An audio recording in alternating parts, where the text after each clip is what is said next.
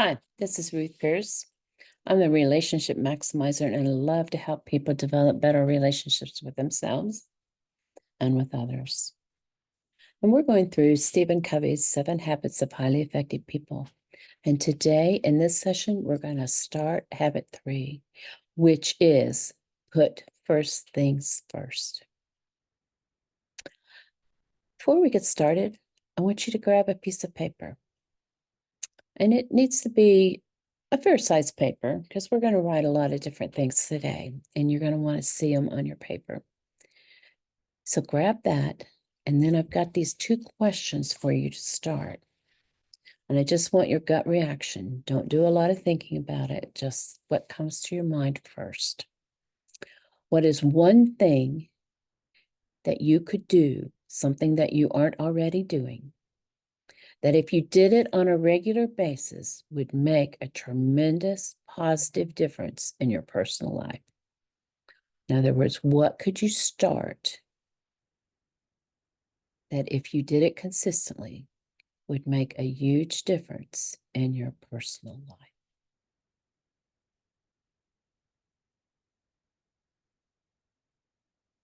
And then the second question, what is one thing in your business or professional life, or I'm just going to say, if you're not working, let's say your life outside your home,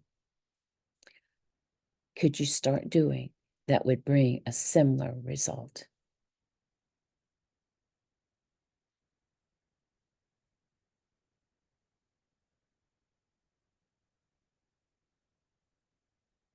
Just put that to the side right now. We'll come back to it here in a little bit. Do you remember what habit 1 is? Be proactive. What is number 2? What is habit number 2? Begin with the end in mind. So, habit 1, be proactive. It says you are the creator. You are in charge. Habit 2, begin with the end in mind, is the first or mental creation. It's like the architect drawing the blueprint before they build the house. It is based on your imagination. Habit 3 is the second creation, the physical creation. It is the personal fruit, the practical fulfillment of habits 1 and 2. Can you do habit 3 without doing 1 and 2? Yeah, to some degree, you can. By self-discipline, you can figure out this is what I need or this is what I want to do, and you can create a life that way. By practicing effective self-management. But if you don't know where you want to go and you haven't taken the time to do that and you aren't being proactive, you're probably, you haven't figured out who you are at your core, you're letting other people influence you. Yeah, you're going to have some success in some management stuff, but not to the degree that you want. So many times, and I'm pointing fingers back at me, and you can at you if you feel like it, but I've tried to make changes at that level without doing the hard work that's necessary for 1 and 2.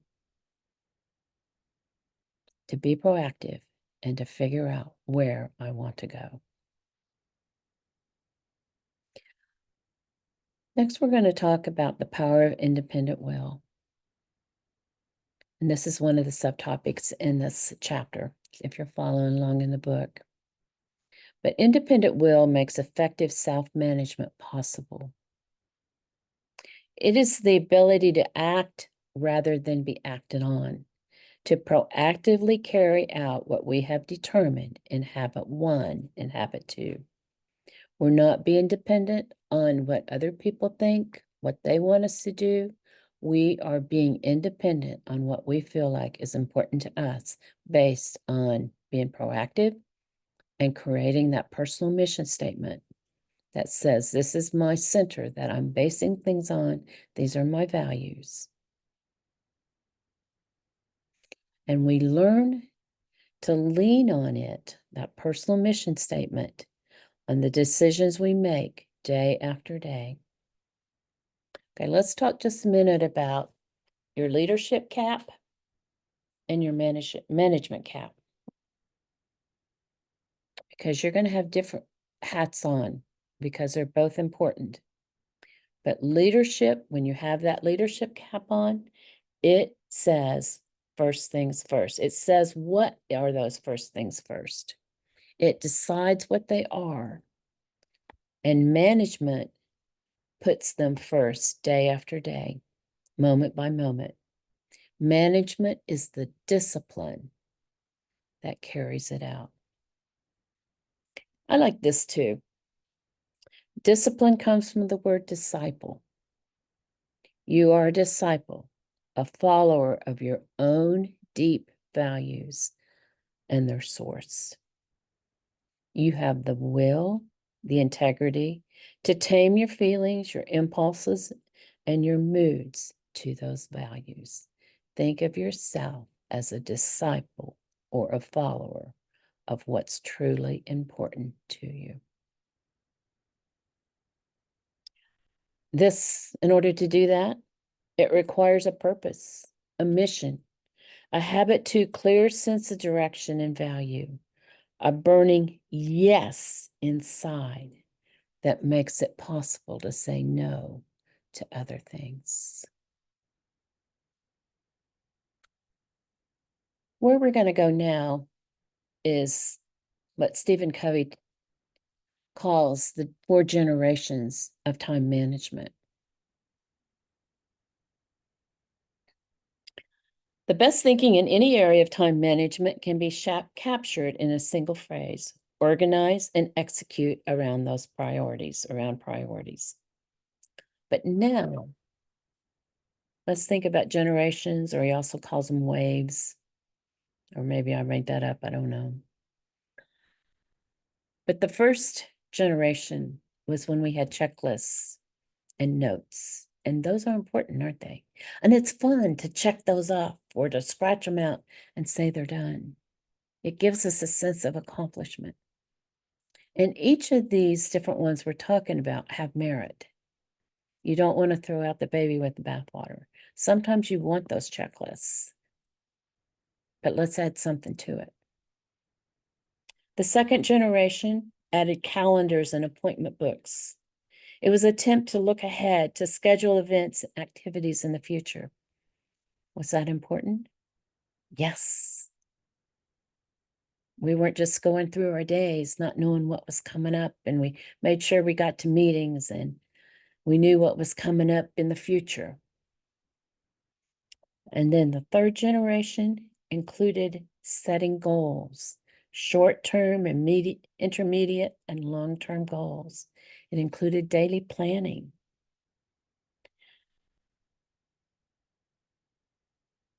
In order to reach those goals. Is that important to set those goals and to know where you wanted to go? That's part of that guidance or direction that we talked about last time. Those 4 things were security, guidance, that gave us wisdom, and then power. So that's important. And then the 4th one that Stephen Covey talks about, and this is his book, so he gets to call him and promote whatever he wants to, which we give him that license to do that, don't we? Is self-management and balance, not to manage time, but to manage ourselves. And one of the key drawbacks with that 3rd generation where we're setting goals is sometimes our goals became so important that we forgot about relationships. And Stephen Covey in his book tells about his son who was very efficient. And he wanted to break up with a girlfriend that they'd been together for many years. And so in his efficiency, he wrote down 15 minutes on the phone to break up with his girlfriend. Didn't work out too well. You can't do that when you're talking about people. We want to be efficient with things, but effective with people. And to be effective with people takes time. But it's so important. And that's the big difference between the third generation and the fourth. Because the fourth generation adds in relationship building as important. So let me tell you again about that fourth generation. It's about self-management and balance, not to manage time, but to manage ourselves. It focuses on preserving and enhancing relationships and on accomplishing results. It's maintaining that P/PC balance that keeps popping up with the golden egg that laid the golden eggs. Yes, getting results, the product is important, but it's also important to protect any machines you're dealing with to make that product. I worked on a printing press for many years. And yes, we had to do maintenance on those big presses or they would not produce good product. But it also is making sure that you're taking care of the people in your life. On that piece of paper that we wrote those answers to those questions, draw me quadrant, 4 quadrants. Make a line down the middle and then make one going across. You're going to want it fairly big because we're going to write some stuff in it, but whatever works for you.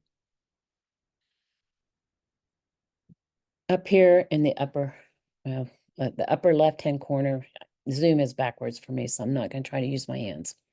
But the upper left-hand corner, write a 1. That's quadrant 1. Upper right-hand corner, right across the top there, is 2. And then down below on the left, you've got 3 and you've got 4.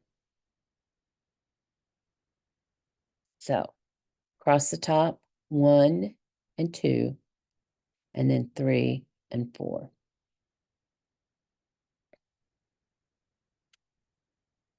Now, I'm going to give you some things about quadrant 1.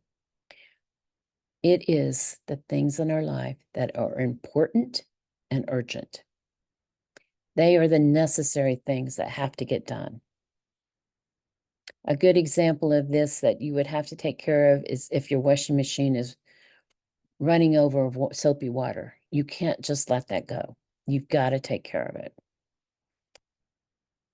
Quadrant 2 is effectiveness.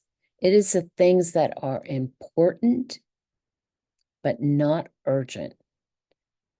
So important and not urgent. Effectiveness. Quadrant 1 was important and urgent. The necessary things, you've got to do them. Quadrant 2 are important and not urgent, but they are the most effective things that we could do. Now, we know they're important, but because they're not urgent, they oftentimes get pushed aside. Quadrant 3, which is down in the lower left, not important, but urgent. And call this distractions. Not important and urgent, distractions. And quadrant 4, not important and not urgent. So not on both of them, not important and not urgent. And these are a waste. Now, I want you to go back to those questions. It should be on probably the same page that you're on. And look at what you wrote down as your answers. What quadrant would you put those 2 things in? Are they necessary, important, and urgent? Are they where you would be most effective, but they're not urgent, so you keep pushing them aside? Are they just a distraction, not important, but urgent? Or are they a waste, not important and not urgent? And my guess, for most of us, I know for me when I did this exercise, they would go in quadrant 2. They're important, very important, but because they're not screaming at us, they often get pushed to the side. Now, I want to go back and give you a little bit more description of each of these now that we've done an overview. So I'm going back to quadrant 1 and just list some of the things that Stephen Covey mentioned that would fall in this category.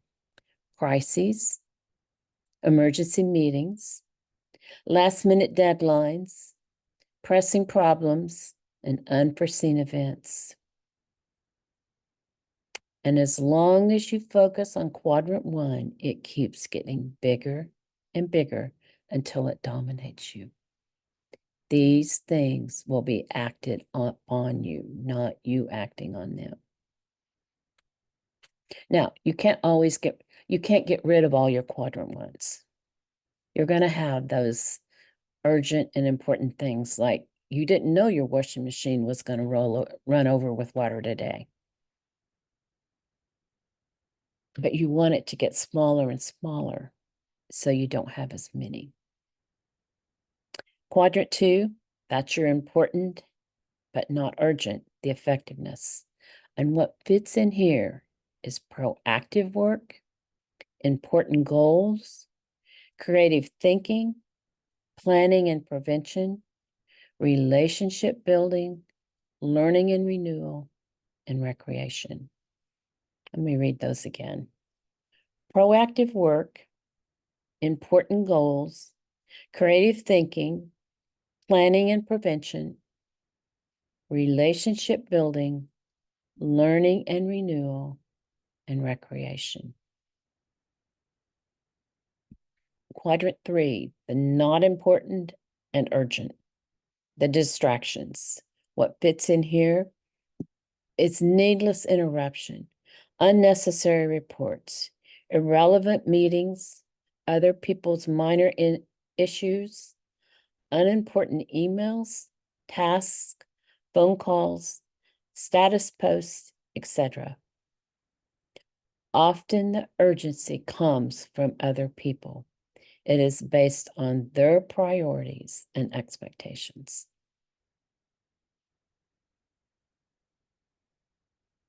And then quadrant 3, the not important and not urgent, the waste, trivial work, avoidance activities, excessive relaxation, endless shows, gaming, internet browsing, gossip, and time wasters.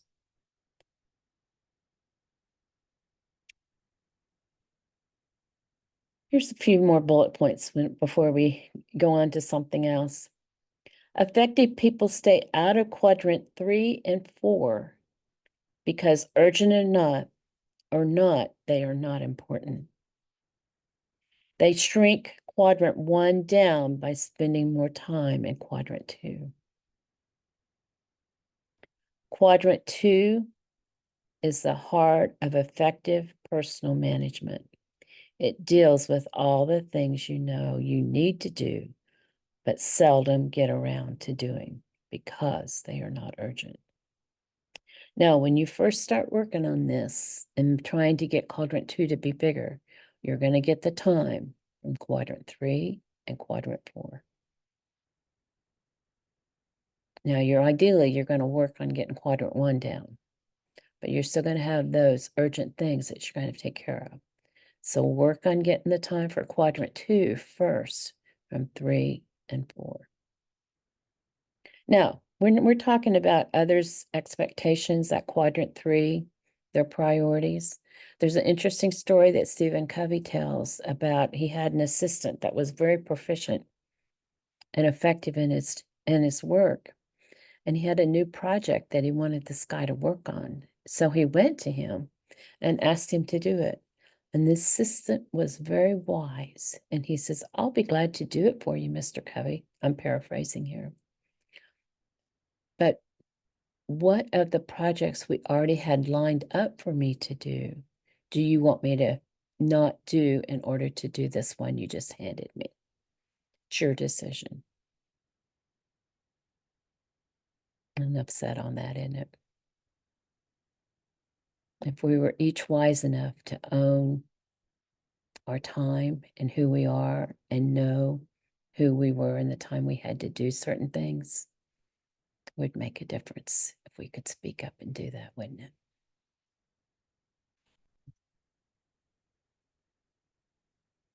And with that, we're going to call it a day, and we'll handle the rest of talking about quadrants next time.